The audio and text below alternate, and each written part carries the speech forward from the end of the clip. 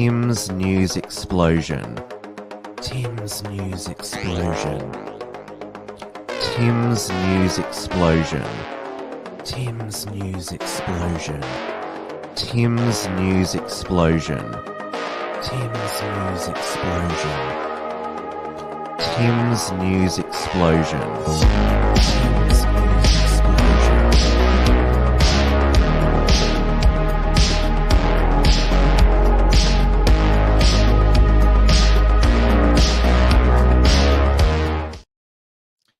Hello, everyone, and welcome back to Tim's News Explosion on this Monday, the 15th of April, 2024. We are live on the Wilms Front YouTube channel, the Wilms Front Odyssey channel, and the Wilms Front Rumble channels. Hello to everyone in the live chats. Post a comment to make yourself known. It is 9 p.m. here in Melbourne, Victoria, and sadly we know how Sydney-siders will be feeling right now, given the mass casualty car rampage in the Burke Street Mall in 2017, where James Gargasoulis murdered 6 people, including a baby, and then we were subjected to copycat car murderers in the Melbourne CBD in the later months and years to follow. Now, up in Sydney, in the aftermath of the Bondi Junction shopping centre stabbing attack on Saturday afternoon, where Joel Couchy murdered 6 people and was shot dead by New South Wales police officer Amy Scott, who was heroic, dished out instant justice with 2 safe and effective shots from her pistol. There has been another stabbing in Sydney tonight. This is at the Christ of the Good Shepherd Church in Fairfield, and the target, because it was captured on a live stream, is Bishop Mama Emmanuel. And so this was it says right here on this website that he has one of his services is on Bible study Monday evening at 7 p.m. At the beginning, a man approached him and repeatedly stabbed him. So the vision has gone all around the world on Twitter X. I'm not going to show it here because that'll just give YouTube an excuse to censor my stream. I know that all the politicians and all the media people are saying, we've seen it, don't watch it. Well, I'm not going to tell you what you can and can't watch. It's out there and it's news. And now, in the immediate aftermath, so this appears to be an Assyrian church. Bishop Mama Emmanuel is a very popular bishop. He has it's 120,000 followers, I think, on the YouTube channel, and then 250,000 on a Facebook group. That's what I've heard. So Fairfield is in southwestern Sydney. It's one of Sydney's multicultural centers. In fact, YouTuber Jamie Jew, who's half Chinese, half Hungarian, was in Fairfield the other week doing a vox pop about mass migration, which was very sympathetic to the migrants. The local federal member there is Dai Lee, the independent, and the mayor of Fairfield is Frank Carboni. Together they're the Carboni-Lee network, and it's a very the parishioners they are very angry that their beloved bishop has been. There's apparently 4 people who have been stabbed, reported to be stabbed. The bishop is okay. In fact, the report is that he prayed for his stabber while he was being stabbed. He's been rushed to Liverpool Hospital. He looks like he will be fine. Pete Osterman says, National Knife Owners Registry when? Well, there apparently are reports that he stabbed him with a pen not a knife. Again, just like at the reports around the stabbing at Bondi Junction, there is a lot that we don't know, and I didn't speculate when I heard that the Bondi Junction shopping centre on Saturday afternoon was in lockdown. I didn't join the speculation. I noticed that I was actually at the time I was in Zara Melbourne CBD, and Zara was one of the stores where Joel Gauchi carried out his stabbing murders.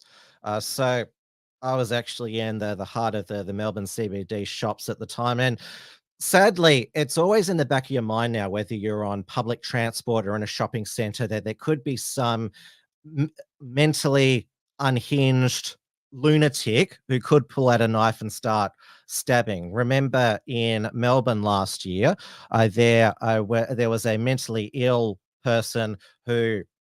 man who robbed a 7-Eleven and then jumped on a tram and threatened to stab and kill the women on the tram. He was tasered by police. Ended up didn't thankfully didn't stab any of the women, but that was terrifying. And when I say mentally ill, these are the people that shout, can be aggressive. I'm not talking about the mentally ill lefties. They're the ones who have the warped political views, who are out blocking Hoddle Street today for Palestine. They're probably doing Extinction Rebellion last week. This is not the politically mentally ill. This is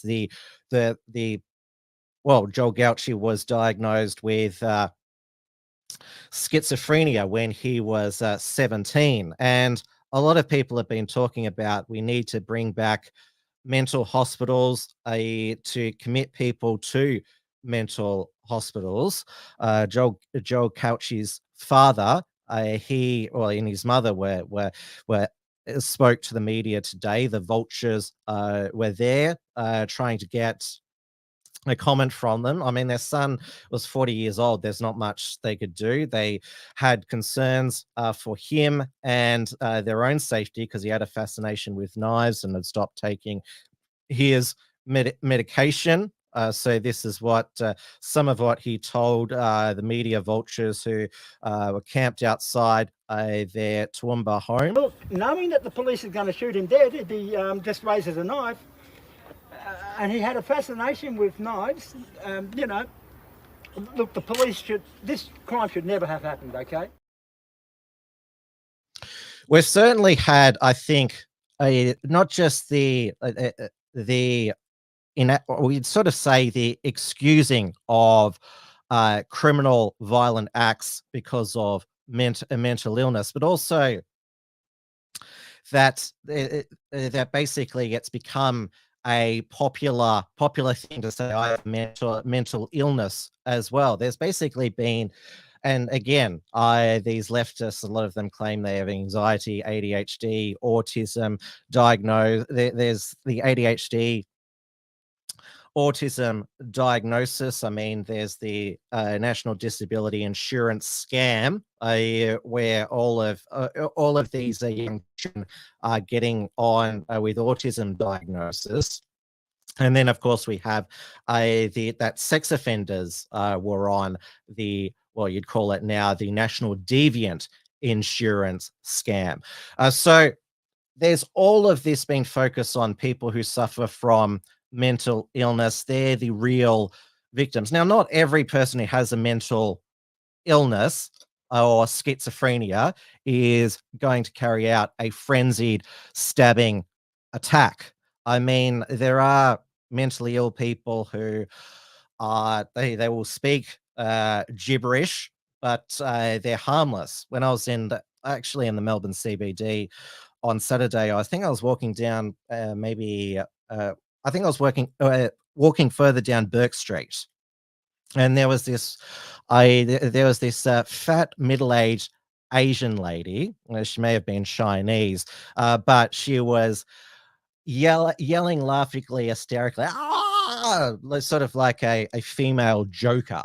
And obviously, Joker was about a mentally ill man who slipped through the cracks and inspired inspired more mass murderers. And there's obviously Joker 2, the sequel with Lady Gaga coming out later this year. Now, as I said, we don't know the motive of the perpetrator or the alleged attacker of this bishop in Fairfield. Mama Emmanuel, but like I said, the riot squad has been called into Fairfield because, it was a Syrian church, and we know that obviously members of this congregation they feel that this is an attack on their faith. So this is some live footage that has come outside the church at Fairfield.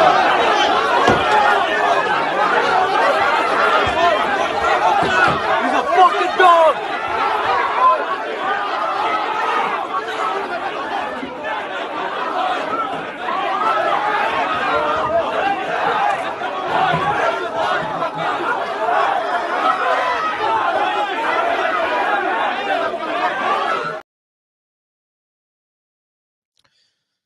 So it's a very tense and shocking. Well, the fact that a bishop was stabbed in a church, I mean, that is very, you would say, French, where there are constantly these knife attacks against members of the clergy. What happened at Bondi Junction on Saturday was more like what happens in America, the mass casualty events. And I know that there were, I think it was Anthony Albanese said, and that was echoed by politicians from both sides of politics. Thank God for John Howard's gun control laws. Otherwise, he could have been armed with a gun, and there could have been more murder victims. I mean, that's cold comfort to the 6 murder victims of Joel Couchy.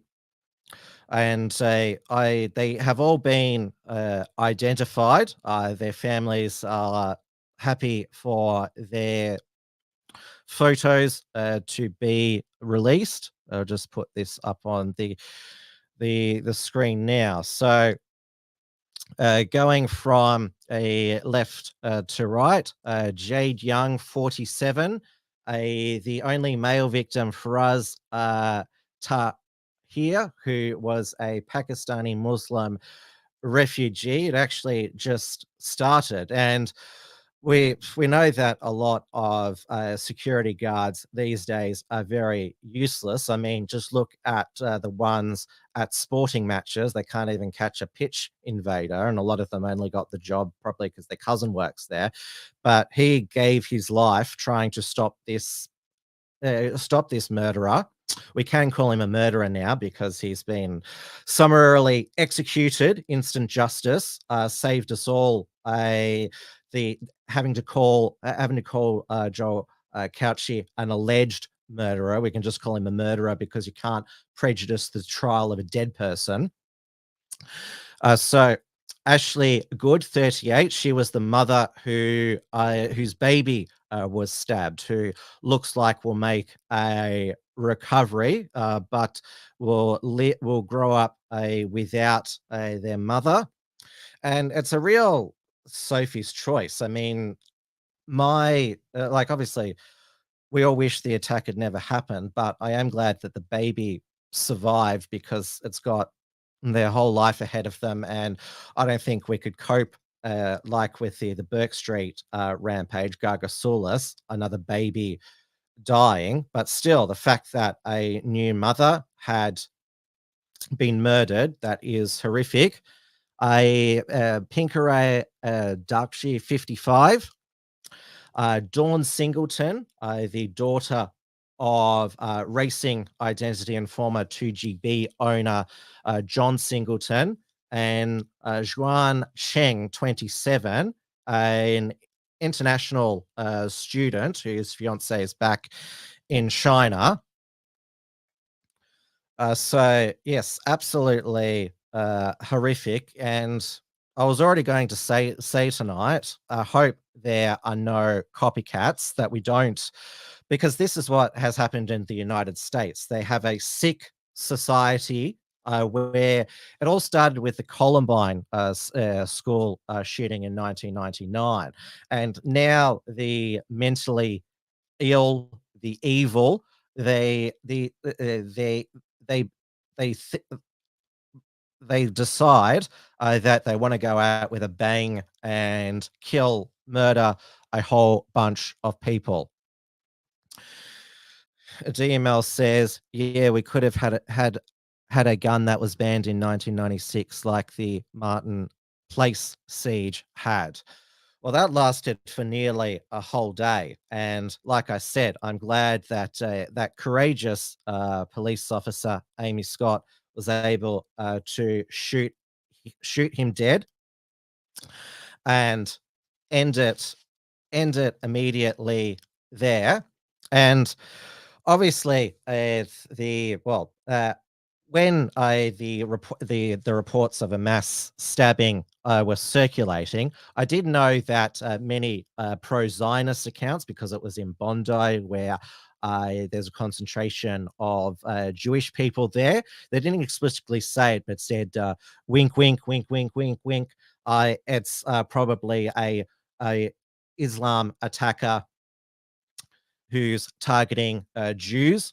And then we had the police commissioner, Karen Webb, come out in the evening, say that it wasn't terrorism related. The offender was known to police, but we're waiting to confirm his identity. They should have, when they had confirmed Joel Couchy, they should have put the name out, because then it allowed misinformation to come out, which people are blaming Syrian girl and the Aussie Cossack for. There was a common Jewish name that was put forward as the name of the perpetrator. I won't repeat it. So they didn't announce until the Sunday morning that it was Joel Couchy. He had never been I had a criminal record for domestic violence or anything, but schizophrenia. He'd been off his medication and had a fascination with knives. The parents spoke, I think, as best that they could. They said that their son was sick. The Amy Scott, the police officer, did the right thing, and also they felt for the victims as well, and they can't be held responsible for their son's actions. He was a 40-year-old man. There's only in this, where we don't have mental institutions, and like mental institutions today wouldn't be like the old ones where they did electroshock therapy and other cruel practices. It would be for their safety, for everyone else's safety. Yes, mentally ill people have rights, but we also have the right not to be stabbed when we go to the shopping center or on public transport. Now, the name Couchy is a Maltese name, and many people believe that that it was an Islamist because Couchy looked like he was of Middle Eastern or ethnic appearance. Now, Malta is an island nation south of Italy, so a lot of them are dark skinned, like the southern Italians, and their skin tends to be fluid, so it can go from dark to light. But it seems in the aftermath that the Twitter X feminists who are claiming that this is a misogynistic attack because he mainly targeted women perpetuated by white male. So I guess that concludes the debate about whether Mediterranean Europeans, Southern Italians, Maltese are white. And I guess that means that Gabriel Mare, who is the leader of the group is in Australia, well, de facto hosts the Nick Fuentes sanctioned Australia First live stream, though he hasn't live streamed this year, is white. So now, there, of course, have been some other theories in the aftermath. Some believe that this is a Mossad false flag gone wrong, and Gauci was a Manchurian candidate patsy that they could drug because Iran was about to attack Israel with missiles. And so their theory is, there's no evidence for this theory, to have Islamist attacks in major Western cities to get the Western populace into supporting a Western war in Iran. Again, no evidence for this, and there was no similar stabbing attacks in public places in other Western nations. Then there was the theory by Blair Cottrell, because it was revealed that Joel Cauchi had profiles on male escort websites and advertised services to male and females. So, and Blair Cottrell said gay prostitute is a highly medicated, unhinged psycho. Who would have thought? That was also his argument about Beau Lamar Condon. We have to say the alleged murderer of that gay couple, Jesse Baird and Luke Davies, a month ago. So if he is bisexual, then I guess that rules out the incel angle. Though his father did say he believes that he targeted women because he wanted a girlfriend and had absolutely no social skills. So and this is something that the TERFs and the third wave feminists have been united on, because it doesn't matter whether it's second wave feminism, which TERFs come from, or third wave feminism. They're all grounded in misandry. And so Angela Jones, who is one of the most prevalent TERFs on social media, posted, the Bondi attacker didn't ask his victims for their pronouns before attacking them. He attacked them on the basis of their sex, not their gender identity. Women need sex-based protections to keep them safe from violent men.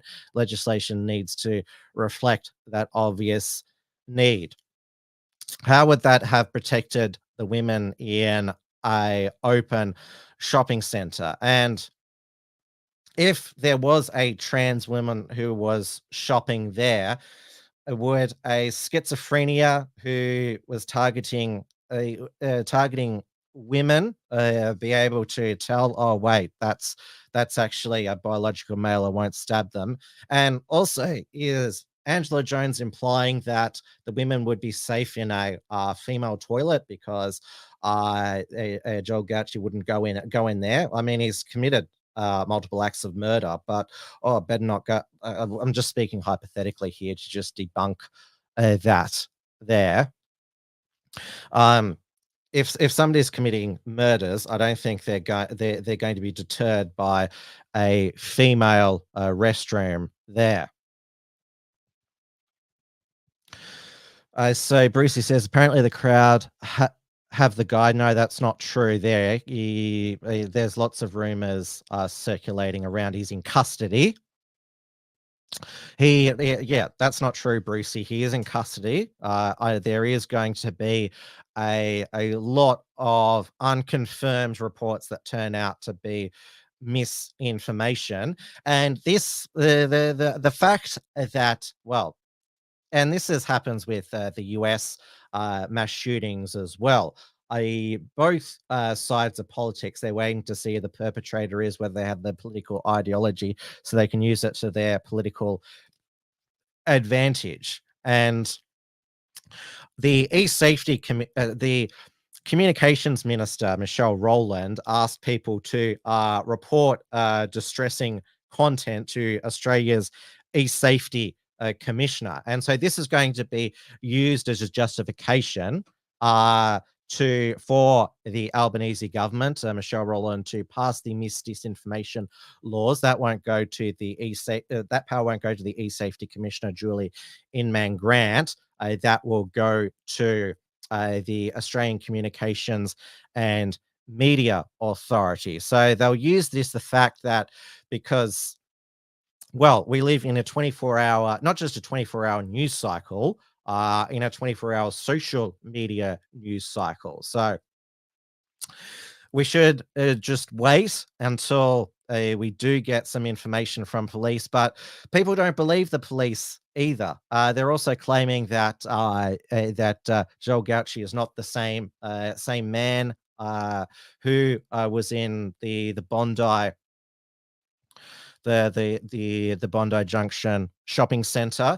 He was wearing a Kangaroos rugby league jersey and shorts. So I don't know, maybe there's an issue with rugby league buffhead culture. I mean, they're punching on nearly every weekend, the rugby league buffheads. So I tell you what, if he was wearing a Socceroos outfit, they'd be called to cancel the whole A-League season. Because at the Sydney Derby on Saturday night, there was we have to say alleged Nazi salute carried out by a Western Sydney Wanderers allegedly Western Sydney Wanderers supporter in the active supporter area. As Devere Abramovich told the media, yet it felt like he'd been stabbed in the heart.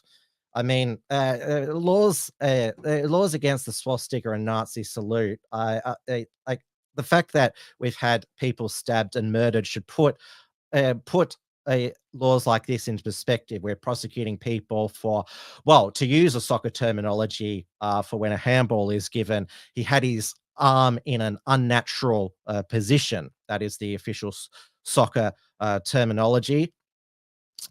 So Football Australia is investigating, and as this ABC article goes over here, Football Australia issued a lifetime ban for a person who used a gesture during the 2022 Australia Cup final between Sydney United, which is a Croatian team, and MacArthur.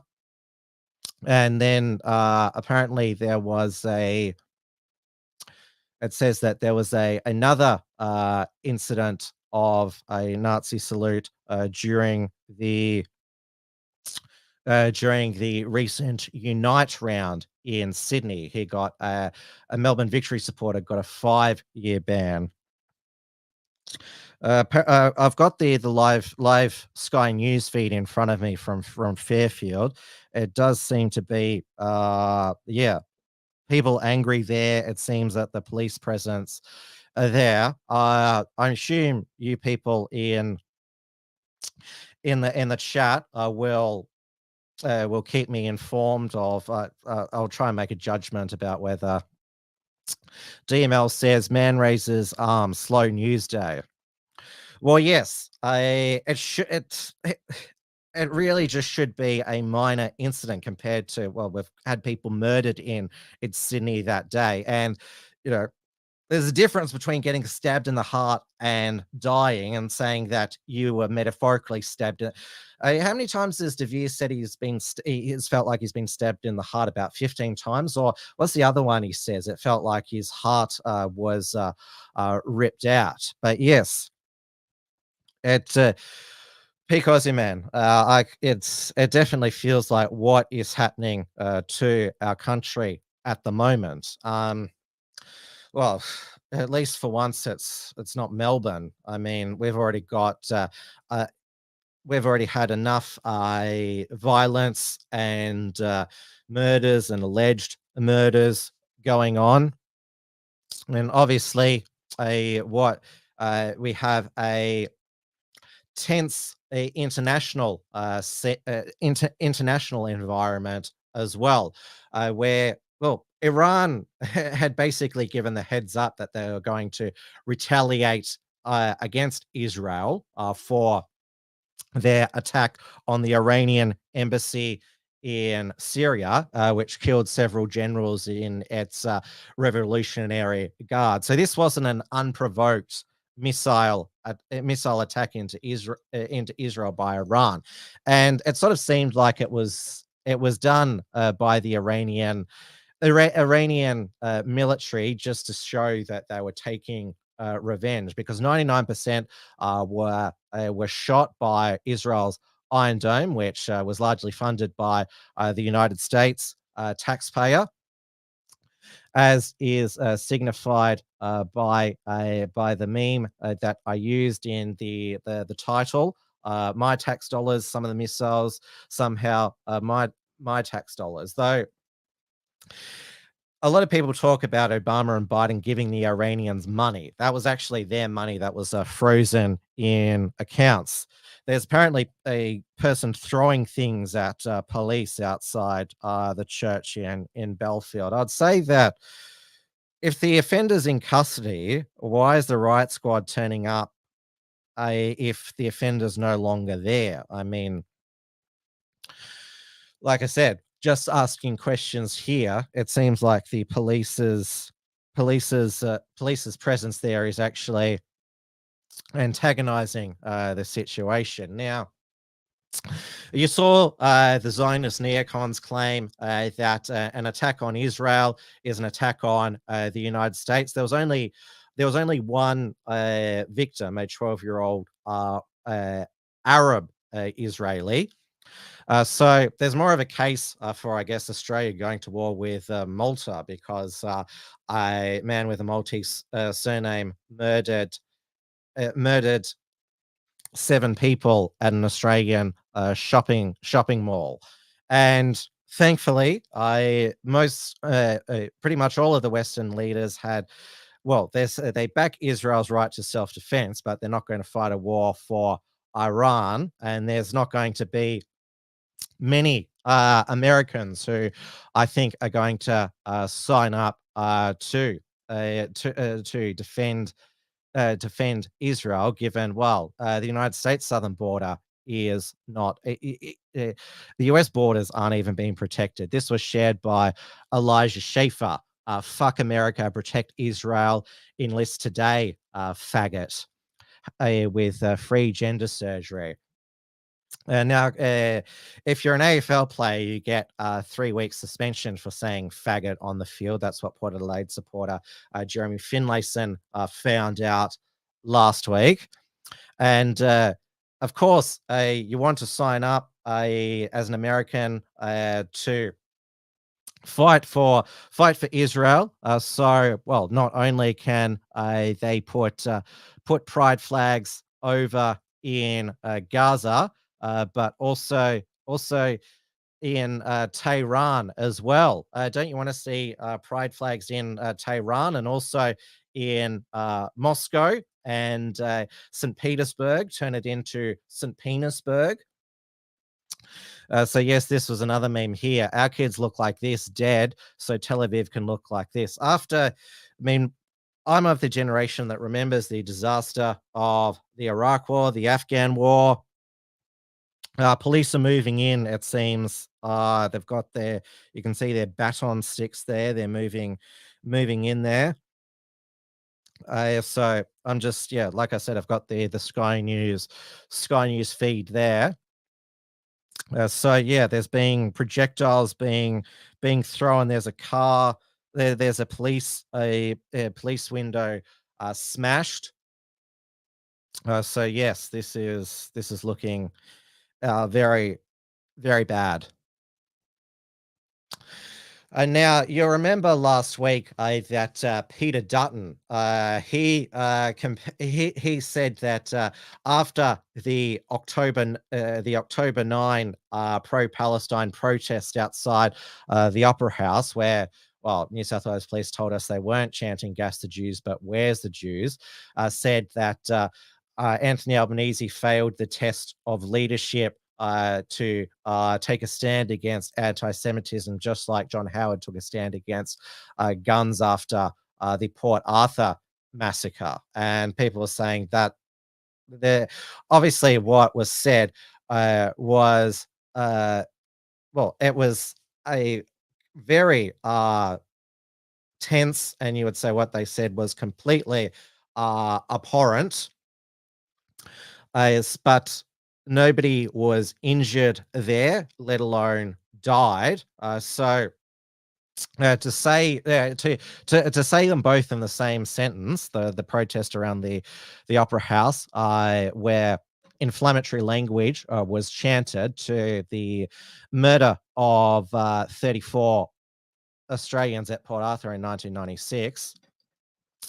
And Peter Dutton, he sat down with Sherry Markson last week, and he said that the police are woke and that they need to prosecute, because the Liberal Party supports hate speech vilification laws now, that they need to prosecute all of these hate preachers, and also said it should be mandatory for all school students to visit a Holocaust museum, because apparently students today are being fed anti-Israel hate. I don't know about you, but I recall it was one of the first things we learned about in school, the Holocaust. I mean, we were taught about it at multiple grade levels, that this was the most abhorrent genocide in history.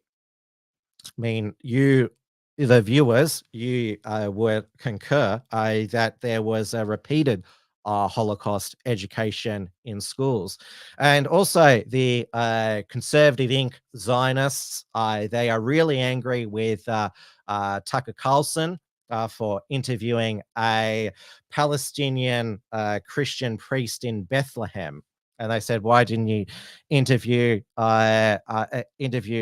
Christian leaders who are more comfortable in Israel? The Christian Bethlehem population has declined since it was handed over to the Palestinian Authority, though it has it's in the West Bank, it has a heavy IDF presence. It's not free flowing. There's lots of Israel Palestine conflicts and violence and deaths there, and Christians get caught in the crossfire. And it's his right, I guess, to identify as a Palestinian. They played some footage of him having a moral equivalence between what Hamas did in October 7 and and all the Gazans who've been killed, murdered over the years. Obviously, we have the Unhinged, a pro-Palestine activist here in Melbourne, blocking traffic. They also blocked train tracks, but they were topped this week by Riddhi Patel, who went before the Bakerfield City Council, and because she was upset that there's now metal detectors going into the city council meeting, and because they wouldn't let their council wouldn't allow a ceasefire motion, Riddhi Patel, she decided that, well, she thought basically at the time that it was acceptable, because they all get 2 minutes, whether at a school board meeting or a city council meeting, members of the public, to make a speech which is broadcast live on the internet. To speak in support of the City Council introducing a ceasefire resolution, specifically the one United Liberation Front has drafted. I don't have faith that you'll do this. You guys are all horrible human beings, and Jesus probably would have killed you himself. And the thing is, though, it's very clear to me as someone who's been an organizer for the past couple of years that none of you care, because you guys don't care about anything happening in Palestine or any other country where oppression occurs, because you don't care about the oppression occurring here. And I understand that you guys are all horrible people, but the thing is, 2,300 people being evicted in the last year, those are votes. And you guys, those are votes to win here in Bakersfield. And while you guys parade Gandhi around as a Hindu holiday called Chaitra Navratri, it starts off this week, I remind you that these holidays that we practice, that other people in the global south practice, believe in violent revolution against their oppressors. And I hope one day somebody brings the guillotine and kills all of you motherfuckers. The increased criminalization for no need other than you don't like when people come and hold you guys accountable for introducing ceasefire resolutions, because the only escalation in violence has been by you all, and so there's no need to continue. In the last 5 years I've attended city council meetings, there's never been metal detectors, there's never been more cops. The only reason you're doing it is because people actually don't care if you guys don't like them, and they're actually resisting, so you want to criminalize them. So regardless of whether you elect people into office, they'll backstab you, they'll let you die, and for that reason, you guys want to criminalize us with metal detectors, we'll see you at your house. We'll murder you. Next speaker, please. Now, she fucked around and found out, so she's facing 18 felony charges, and now she's very teary now, but this is, you would say, basically this is where political mental disorders accumulate to, believing that you're entitled to threaten murder, political terrorism at a council meeting. And I should have said that Bakersfield City Council is in California, but that sort of goes without saying. And she works as an economic development coordinator at the Center on Race, Poverty, and the Environment. In 2019, she volunteered for Bernie Sanders' campaign. So, yes, this is peak. This is an extreme manifestation of political mental disorder. Now, let's go to what was the biggest story today, and saw what happened at the Christ of the Good Shepherd Church tonight, and that was the Lehrmann versus Network 10 judgment delivered by Federal Court Justice Michael Lee. He concluded that on the balance of probabilities, Bruce Lehrmann raped Brittany Higgins, though this is a 300-page judgment. So, and balance of probabilities is not the same as beyond reasonable doubt. It's on the balance of, balance of probabilities is more likely than not. And he because it went for over 2 hours, like he went through the entire judgment, and you can read the judgment on the Federal Court website. I'll see if hopefully I'll put it up here on the, I can search it here. Now, obviously the defamation trial was live streamed, but it couldn't be broadcast on the TV networks, though the judgment could be. Oh, yeah, so here we go here. So yeah, I'll put the link into it in the live chat, but he said that both Bruce Lehrmann and Brittany Higgins basically they weren't good witnesses. They both were lying. So Brittany Higgins, we can still call her Brittany Fibbins, and he ruled that she did politically weaponize her rape accusation against Bruce Lehrmann. So Linda Reynolds and Fiona Brown, he found that they acted with the utmost integrity, which will be good for Linda Reynolds in her defamation case against Bruce Lehrmann and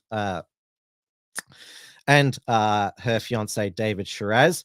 Lisa Wilkinson was outside the court claiming, I reported a true story. Though Justice Lee, he also gave Network 10 and her a serve over her Logie's speech, and wanted this story to fit to fit a certain narrative, and that was obviously clear in the tapes that we heard on the 7 News Spotlight program, where Lisa Wilkinson is coaching Brittany Higgins what to say.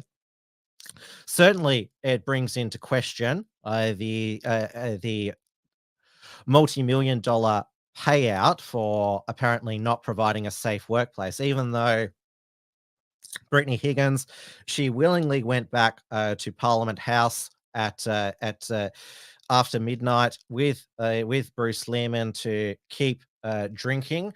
Now, Justice Lee said he didn't rule out that she may have consented. That she was. What he did say that she was passive, and that Bruce Lehrmann didn't. This is just his opinion. That was determined to have sex with her, whether consent was there or not, and that she couldn't consent because she was so drunk. The conclusion that we can draw for all men going forward is that, well, regardless of whether you believe that affirmative consent laws are fair or not, that's what you're going to have to do if you want. And when I say men have sex with a woman, I mean a biological man with a penis, a biological woman with a vagina. If you as a biological man want to have sex with a biological woman, you have to get constant affirmative consent, because consent can be withdrawn any time. So basically, the woman has to keep saying, "Oh yes, oh yes, oh yes," for the sex, the sex to be consensual, right the way through. Pete Ozyman says the media class were quick to get on their soapbox about giving women a voice if they need another one. So pretty much, Justice Lee, he said that there was no evidence of a political cover-up, and so the fact that it was politically weaponized was obviously. He was just ruling on the rape itself. Now, it's a balance of probabilities. He said this is not beyond all reasonable doubt. This is not a criminal court. So he is not Bruce Lehrmann is not a convicted rapist. Neither is Ben Robert Smith a convicted war criminal, even though he lost his defamation case against the Nine Network. And now, the knives are out is probably a poor analogy. Out for Channel 7 and Kerry Stokes, given that, well, he bankrolled Ben Robert Smith's defamation trial against Channel 9 and Nick McKenzie, and also gave Bruce Lehrmann a platform on his Spotlight program.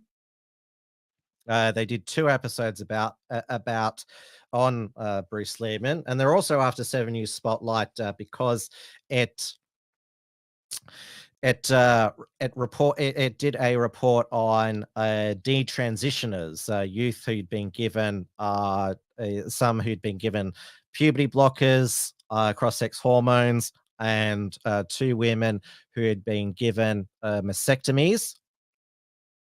So even in the UK, there has been the CAS review into the NHS's gender identity services. So it's called the CAS review because it was conducted by Dr. Hilary Cass, a pediatrician, and basically found that these gender clinics, the gender clinicians were not by prescribing puberty blockers and cross-sex hormones. They were basically giving these children experimental drugs that there was not enough evidence to deem that they are safe and effective. And it basically goes down to here that this is not how medicine is supposed to be conducted, because other European countries such as Sweden, Norway, the Nordic countries, well, they have not banned puberty blockers and cross-sex hormones for underage, but only in clinical trials. They weren't even like making notes, like they were conducting basically live trials on these children, but weren't actually documenting it all down. So it is quite damning on the instant affirmation model, which is the law here in Australia now, in Victoria, New South Wales, and Queensland. There seems no appetite among our politicians to have an inquiry into puberty blockers and cross-sex hormones. It's been defeated in every parliament where it's been put into Australia. And at the same time, also in the federal court, we have the Tickle versus Giggle case, where a 50-year-old trans woman, Roxanne Tickle, is suing Giggle for Girls app, which was created by Sal Grover, who is a TERF, believes that men can't become women. She's a former Hollywood screenwriter. Now, in my opinion, the Giggle app, it sounds like the name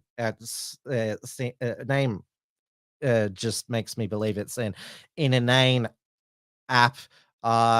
If any of you read any of these sort of mummy blogger websites, these mum influence ones, they're all inane crap. And so that's basically what, obviously I'm not the target of this app as a biological male. Sal Grover, she has claimed that 48 biological men tried to, because she had an AI facial recognition, but it didn't pick up Roxanne Tickle. So Roxanne Tickle complained to the Human Rights Commission, claiming gender discrimination, because under the Sex Discrimination Act now, there's no protection for biological sex anymore, like in but there is for gender identity, kind of like in Scotland now. And now the Human Rights Commission, their sex discrimination commissioner is there as a friend of the court. The commissioner is not party to the proceedings and not made submissions about whether Miss Tickle calls Roxanne Tickle Miss Tickle, in fact, discriminated against, and said, we have attended here because conciliation could not be agreed to, because they want to re-educate Sal Grover on her transphobia and not calling Roxanne Tickle a she, because Roxanne Tickle has had what is it called? They call it gender affirmation surgery now. Now, Roxanne Tickle plays women's hockey and uses the women's change rooms, and has been on ABC and SBS to talk about why they are in a female sports team and go to the women's change rooms.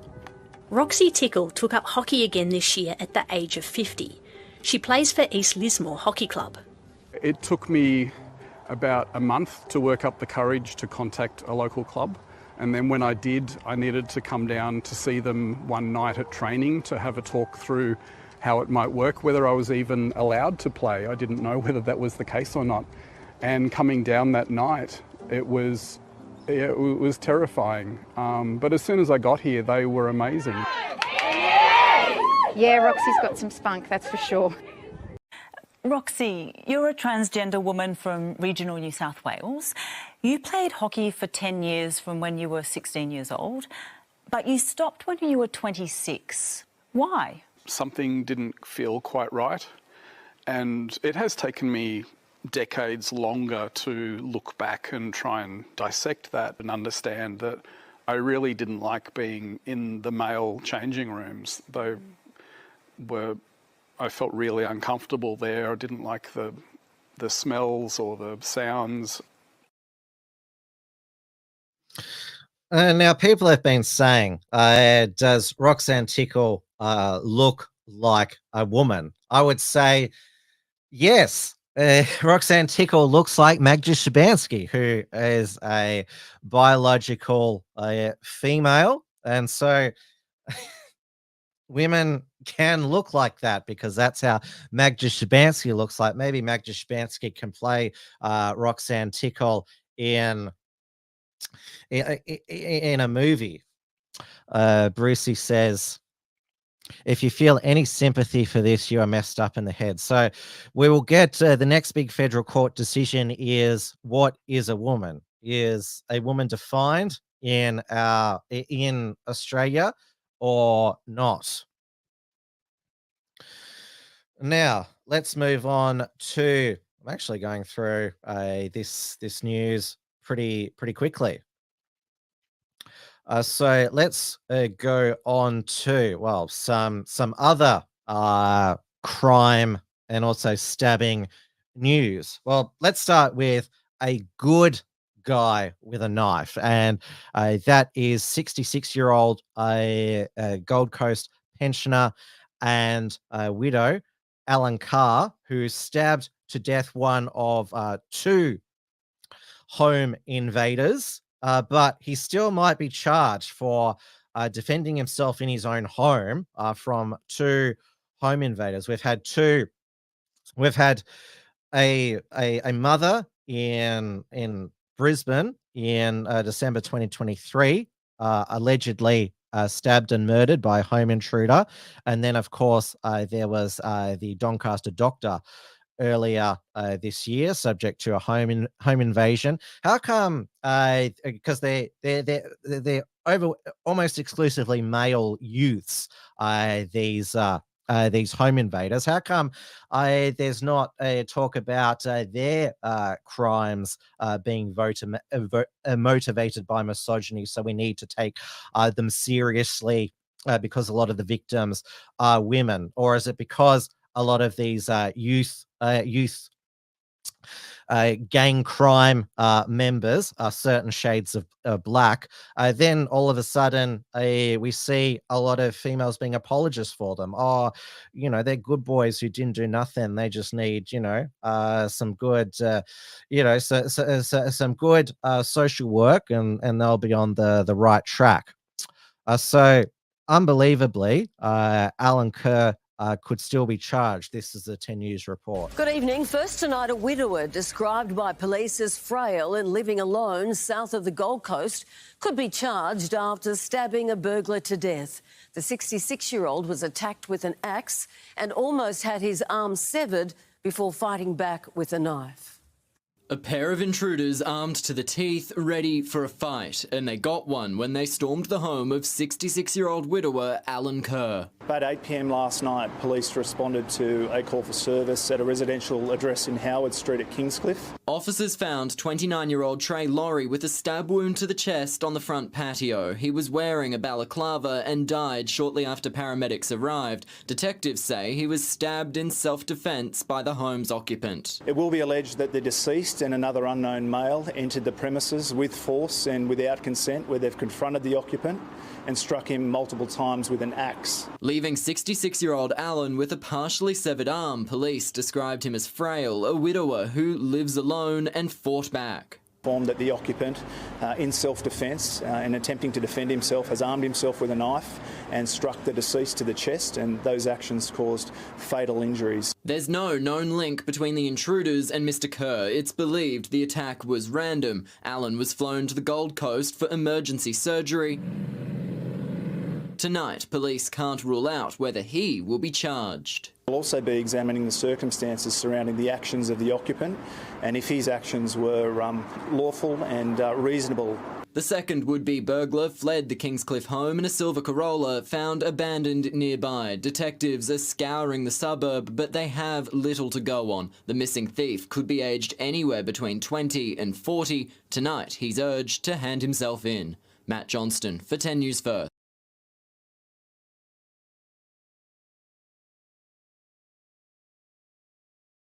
Now they did catch the other armed home invader, and the media has blurred his face out, but he is also the same dark skin complexion as the now deceased home invader, Trey Laurie. I wonder if they are also considering charging him with a racially motivated hate crime, even though they're both wearing balaclavas.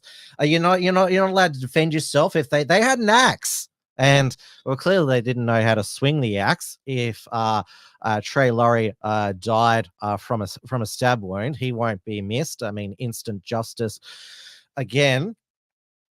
But the fact that there's even an investigation on this poor pensioner widower.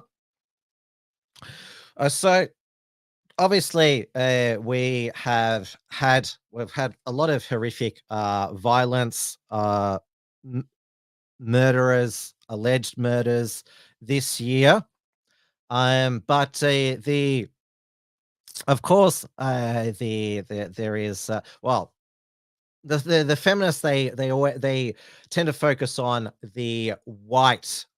The white male perpetrator. I mean, they seem to gloss over the fact that there are recent imports who are committing sexual violent offences, and the town of Ballarat, they had another young woman allegedly murdered, though.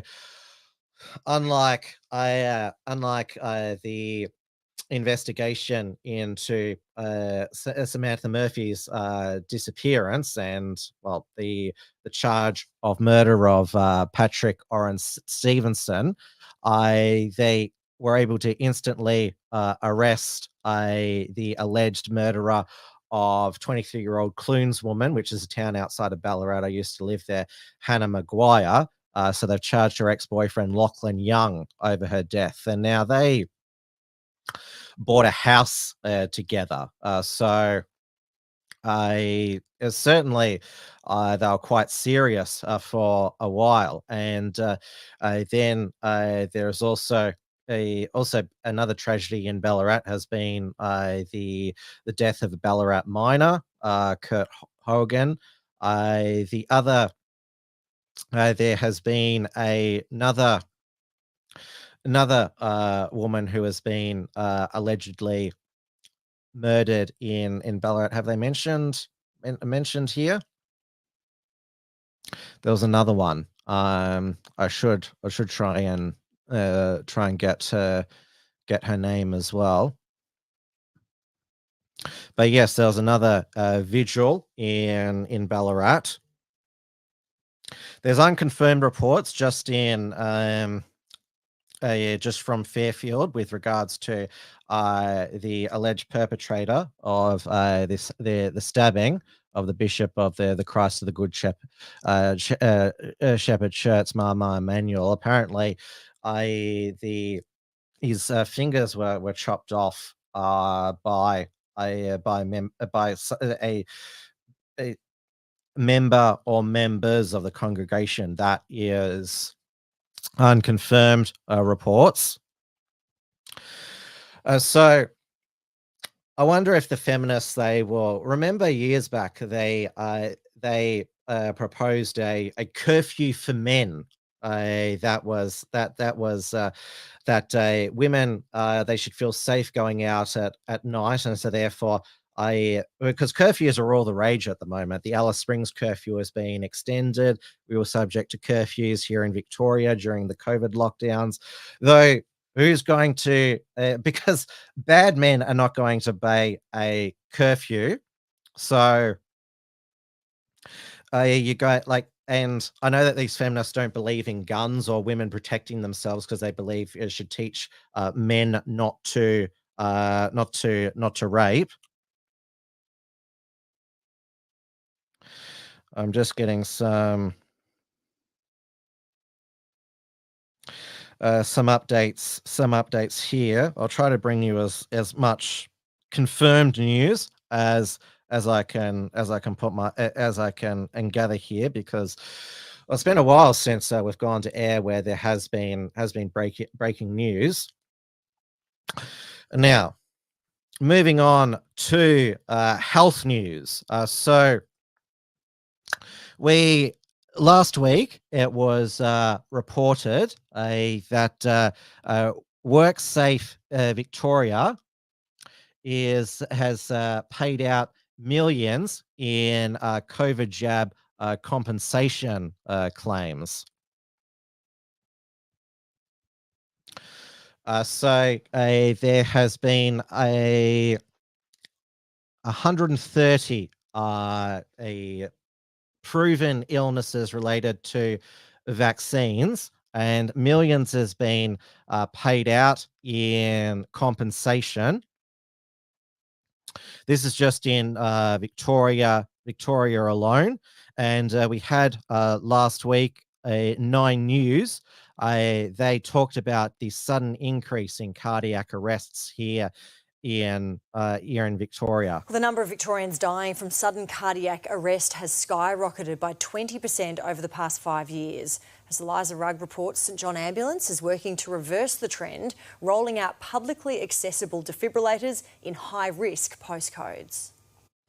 Andrew Conway says without his CPR-trained wife Leanne and a defibrillator, his 7th cardiac arrest could have been his last. I was in bed and I had an arrest in my sleep. Nearly 8,000 Victorians suffered a sudden cardiac arrest between 2022 and 2023, an increase of 20% compared to the previous 5 years. In part because more incidents are being reported, but also there may be combinations of aspects of stress and hangover. We know that our entire community went through an incredibly difficult time during COVID. Survival rates sit at just 5%. Currently in Sunshine, there are no defibrillators that are available 24/7, so St John Ambulance is installing 30 publicly accessible defibs every 400 metres. On homes, outside community centres, sports grounds. The first aid body will also provide free CPR training for 5,000 residents,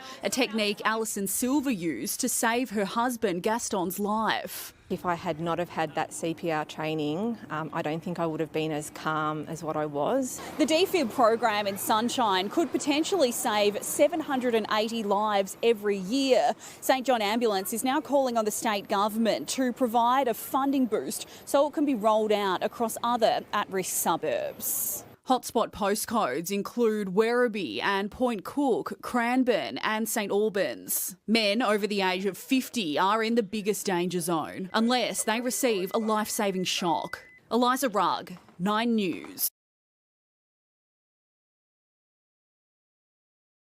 So as well as having to have, at least one armed security guard at shopping centres, now we're going to have defibrillators at shopping centres as well, in case there is somebody who collapses suddenly.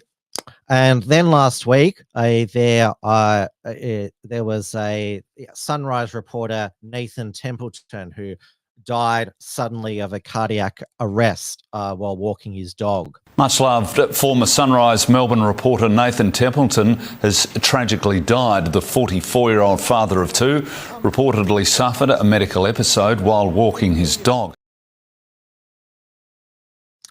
Now, the COVID mRNA vaccine is not the only COVID-related product Pfizer has produced. It's the antiviral Paxlovid, and our government and US government and lots of Western governments have paid Pfizer millions and billions of dollars subsidizing Paxlovid, the antiviral. So our government has promoted that if you're at a at-risk category, elderly or with comorbidities, you can get a free packet of Paxlovid from the pharmacy to treat your COVID. They cost $1,000 each. So, yeah, the US government spent $12.6 billion taxpayer dollars on subsidizing Pfizer. So there's been two recent studies. The first that Pfizer funded finds that Paxlovid does not actually work. They've known this since July 2022, but for reasons unknown, waited 2 years to publish the results. And there's also been another study in the Journal of the American Medical Association found that about 1 in 4 patients on Paxlovid suffered a Paxlovid rebound. The study didn't just analyze the presence of viral fragments. It found that 24.5% of enrolled patients on Paxlovid suffered a symptomatic rebound. So it is effective. You get 2 COVID infections for the price of 1. Joe Biden got a rebound, a COVID infection when he took Paxlovid. So yes, and we've also had masks. The Cochrane review of masks found that they didn't work. But we still have the COVIDians saying, well, they say that the vaccines hardly work, but just keep taking them. They claim that the masks still have magical powers, and they'll still urge people to play Paxlovid, claiming that it also saves you from death from COVID.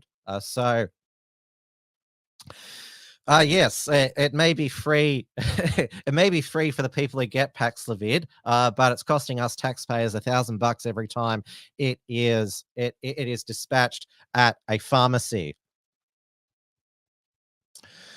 So they did give away masks for free. They're still the masks zombies there. Though the pro-Palestine, pro-Extinction Rebellion people, I suspect they claim they wear masks for COVID protection, but that's just to cover their identity. Now,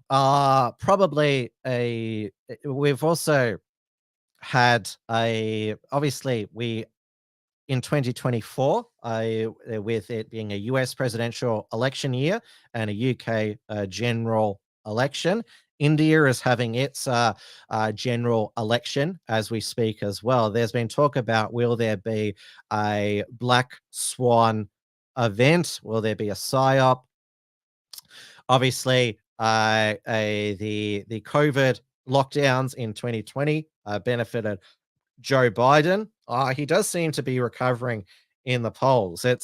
I would suggest to Americans who are going to vote for the pro-peace candidate. But you have Biden, he wants to support a forever war, fund a forever war between Ukraine and Russia. But then you have the neocon rhino Republicans who have got their ear in Trump, want him to fund forever war between Israel, Hamas, Hezbollah, and the Houthis and Iran. Iran has 80 million people in it, so it's a bit more than the 2 million who are in Gaza, and so there'd be a lot more people who would die there. But so there's also there can be that because apparently there is an ability to suspend elections in the US if there's a war, but they're also could be hoping for another pandemic because they have found in over 20 in 20 cattle herds now across the United States, it's termed highly pathogenic avian influenza, HPAIH5N1. And so this is a new variant of bird flu that was discovered in 2021. So there was a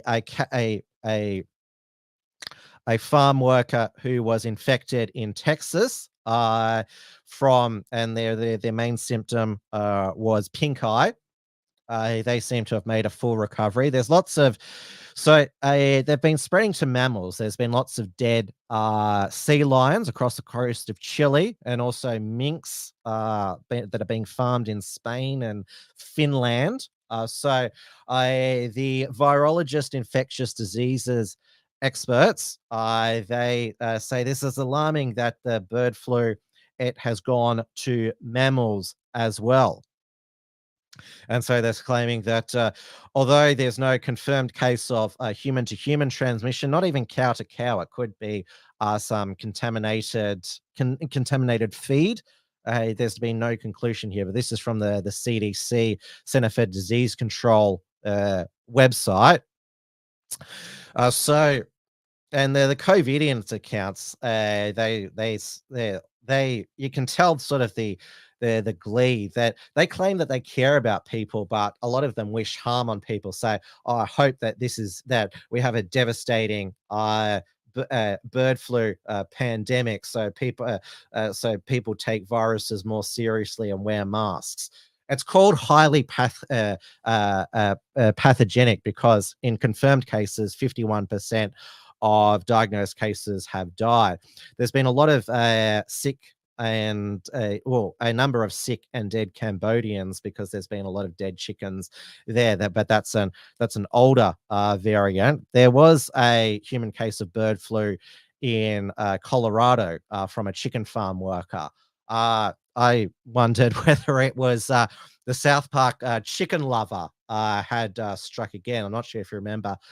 It was one of the early South Park episodes. The librarian, to teach Officer Barb Brady to read, he has sex with a bunch of chickens. So Officer Barb Brady has to read to solve the crimes.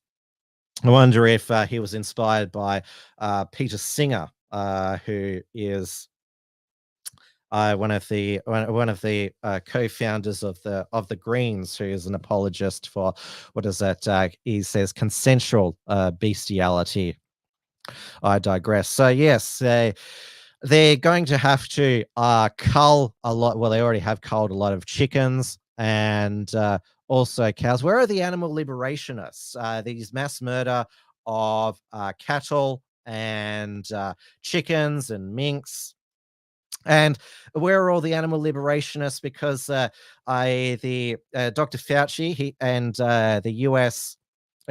National Institutes of Health have funded so many experiments which kill rats and hamsters because they all, they breed, humanized mice and just kill them all with a bunch of viruses. Where are the animal liberationists there? But they're happy for, they treat Dr. Fauci as a god. Dawn Browning says Joe Biden recovering is not an option, though. Donald Trump, he certainly didn't satisfy many pro-lifers with his video last week when he said that abortion should be left up to the states as per the overturning of Roe versus Wade. He's not going to favor a federal abortion ban at 15 weeks. Abortion now is illegal in Texas with exceptions to save the life of the mother. I can't remember rape or incest, but Trump said that Arizona went too far by its Supreme Court ruling that an old abortion law making it illegal is now enacted. He said so, and this is because states such as Ohio and Michigan, they had ballot measures which enshrined the right to abortion in the Constitution. And I think a lot of pro-lifers made the mistake of believing that after the overturning of Roe versus Wade by the US Supreme Court, there'd just be a culture of life that would just come out. But it turns out that a lot of US women love having abortions. They love having that Plan D for death option. And so the Republicans, well, Donald Trump wants to win, and so do the Republicans. So they're prepared to sacrifice the right to life to try and win in November. Now, I almost nearly forgot about reporting on this story, but I'm glad I didn't, because this is absolutely shocking and disgusting. So there is a Melbourne businessman who has avoided jail after pleading guilty to a child sex offence. The man's identity is the subject of a 20-year suppression order. The man posted graphic voice messages on an online forum, which a judge described as disgusting. So in 2020, 2021, he posted graphic voice messages in an online chat and forum and spoke about raping and torturing toddlers and babies. The 20-year suppression order, formalized by Judge Peter Berman on Thursday, makes it illegal for anyone to publish this man's name, age, or other details that connect him to the crime. The man has links to prominent figures in the Victorian legal system and continued to work as a consultant in his field of expertise when the case was before the courts. Judge Berman, who was brought in from New South Wales to oversee the case, described the man's action as disgusting, reprehensible, and frankly deeply disturbing. But as he will only get Judge Berman suspended his 15-month jail sentence and placed him on a 3-year good behavior bond and ordered him to pay $5,000. He was placed on the sex offenders register for 8 years. While prosecutors called for the man to be jailed, Judge Berman sided with defense lawyers, argued there are exceptional circumstances that justified the man's imminent release. Psychologists described the man as fragile and said he abused antidepressants and alcohol in the lead up to posting voice message on the online forum. Pedophile Nazis are my ultimate fantasy, the man said in one recorded message. Judge Berman, who said police raided the man's home, found no evidence that he possessed other child abuse material, ever acted on his fantasy. However, the judge made it clear the offending was not harmless. The court was told the man was deeply ashamed of his actions and the impact it had on his family. Suppression of orders granted to protect the offender's mental health. Again, what about the protection for the community? So this just it just makes you shake your head. And there's a why again, Victoria is the suppression capital. Remember, they tried to suppress the name of the man accused of murdering Samantha Murphy, Patrick Oren Stevenson. And also in remember in the United States, we have the charges against what's his name, P Diddy now, or he should change his name to pedophile now, as the meme said last week. So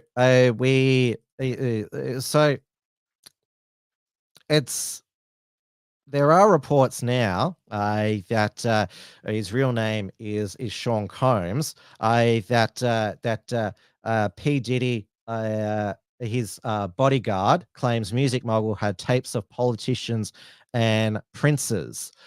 So Gene Deal, who was present the night when Notorious Big was fatally shot in 1997, made the sensational comments during an interview on The Art of Dialogue.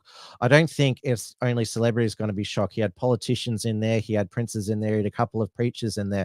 Can you imagine? He had every room bugged. Asked why Combs' media department had stayed silent on the allegations against him, Deal responded, either they took part in some of the stuff that happened or they're too scared it may mess up the brand. Fox News has just speculated the tapes, if they exist, are now in the hands of the feds, and that's a lot of blackmail. Deal's comments echo those of rapper Rodney Lil Rod Jones, who claimed Combs had hidden cameras through his home to record sex tapes involving celebrities during his freakout parties. Combs has denied all the allegations against him and hasn't been hit with any criminal charges of yet. So he was running an Epstein Maxwell style blackmail operation. Should we just ask the question, if we're still allowed to, is he working for somebody who, did he just collect all this blackmail material on politicians, printers, and preachers for the hell of it? Was he working for somebody like Epstein was for Mossad? Now, of course, even though these are the most heinous of of offences against children, they don't get the same headlines, even though they're the worst of the worst. Now, we will finish off with one final stabbing story. That is the death of double murderer O.J. Simpson, the ex-football NFL footballer and actor who murdered his ex-wife Nicole Brown Simpson and also waiter Ron Goldman in a jealous-fueled rage. I mean, the evidence was completely. It was a completely slam dunk case evidence-wise, because there was blood in OJ's house, his mixed with Nicole's, but the reason he was found not guilty by the jury is because, well, this is what one of the jury members said, basically because they believe that the white police officers had got away with beating Rodney King 2 years earlier, which resulted in the LA riots where 63 people were murdered, and Rodney King didn't even die. And he was no saint. He was inebriated. He resisted arrest, lunged, and that was when the police beat him. So this was a black juror basically saying why they let OJ off, even though he was guilty, because, well, as a sort of get square because of what happened to Rodney King. Do you think that they're members of the jury that voted to acquit OJ because of Rodney King? Yes. You do? Yes. How many of you think felt that way? Oh, probably 90% of us. 90%? Did you feel that way? Yes. That was payback. Uh-huh. You think that's right?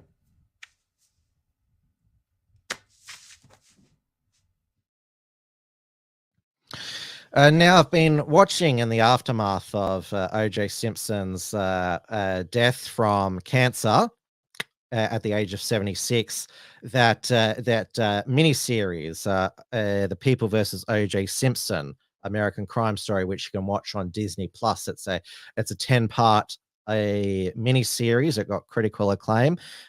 Cuba Gooding Jr. plays O.J. Simpson, and there is David Schwimmer, who plays Robert Kardashian. John Travolta plays Robert Shapiro. Sarah Paulson plays the prosecutor, Marsha Clark. It's a Ryan Murphy production, so there's a lot of shared cast members with his American Horror Story shows. But it accurately portrays that OJ's dream team successfully played the race card, and also hinted to the jury that there was a racist conspiracy theory that he could have been framed OJ Simpson for. So what are they saying? That some white supremacist carried out the murders because, well, the victims were a race traitor and a Jew, and they wanted to frame the black man for it. Though it seems today that everyone's accepted that he is guilty, is found liable in a civil case. Though according to CNN's Stephanie Elm, that it was about time a black man got away with murdering white people, since white men got away with murdering black people. And it's also just worth noting how much was impacted by this trial, Jake. So many things happened. We saw policing changing here in the city. And it's also worth noting, because of that unrest, that racial unrest in the 90s, that is why so many people who may not have been invested in O.J. Simpson were just happy to see that someone who was rich and famous and black could get away with what other people did in the system as well, too. Stephanie Elam, thanks so much. And she wasn't the only black CNN correspondent contributor to say this. This is Ashley Allison. But it was so racially charged because of what had happened just before with Rodney King, but also just how Black Americans feel about policing. It's not like O.J. Simpson was the leader of the civil rights movement of his era. You know, he wasn't a social justice leader, but he represented something for the Black community in that moment, in that trial, particularly because there were 2 white people who had been killed, and the history around how Black people have been persecuted during slavery. There were just so many layers. And I guess I would just close with this, is that there was racial tension then, there is racial tension now. It might not be the backdrop of the Trump campaign, but until this country is ready to actually have an honest conversation about the racial dynamics from our origin story till today, we will always have moments like O.J. Simpson that manifest, and our country will always be divided if we don't actually deal with the issue of race. Now, a seminal book on the use of the race card by black activists to excuse black crime and to perpetuate black grievance is by Ann Coulter. Mugged. This was released in 2012. Racial demagoguery from the 70s to Obama. And most of Ann Coulter's books, Bill Maher, her friend, summarized it. They're one word: how the Liberals are fucking things up. Bill Maher finally admitted that abortion is murder on his show recently. So this basically talks about how under Barack Obama, we talked about race more than in the past, because things were getting pretty good there were advancement for blacks, African Americans, whatever you want to call them, into the 60s, even though there were still discriminatory laws, until the Great Society by Lyndon Johnson, which introduced the welfare state, which is still perpetuated for today. So all of this division, it hasn't been white people have been dividing people. It has been the black racial demagogues, the Jesse Jacksons, the Al Sharptons. There's a whole list of them there.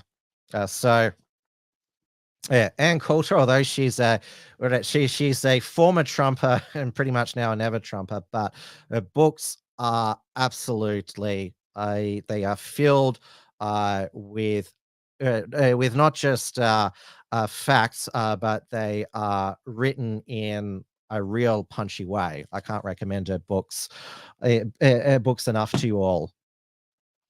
So that brings us to the end of Tim's news explosion for another week.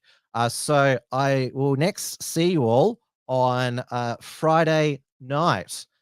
Because myself and Dewey DeBoer, we are going to resurrect Trad Tasman Talk for a one-off show. So it'll air on the Unshackled YouTube channel, 6 p.m. Melbourne, Australian Eastern Standard Time, which is 8 p.m. New Zealand time, Auckland, where Dewey DeBoer is. So the reason we are bringing the show back is because Reality Check Radio, which, as you know, I contribute a weekly segment on Paul Brennan's breakfast program on Australian news, and Dewey DeBoer has his own show, The Dialogue, where he's had huge guests such as Martin Sellner and the Golden One, and also Laura Towler, Sam Malaya's wife. He's currently in prison for stickers.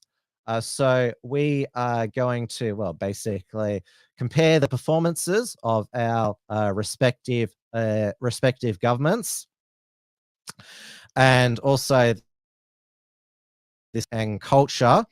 There were the latest news to come out of New Zealand.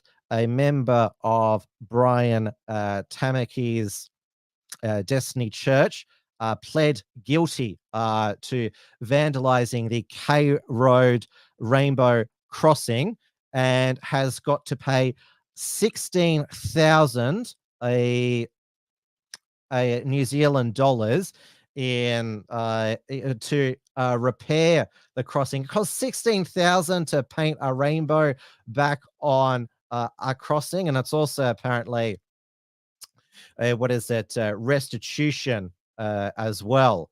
So yes, this was the Auckland crossing, which was called a hate crime against a crossing there. So yeah, it's the ugly poo progress flag there. I'm still trying to arrange an interview with Brian Tamaki there. Dewey had him on his radio show. Brian is eager to come on, but is obviously in demand at the moment. He is leading a noble crusade against the rainbow ideology, against the drag queen story times.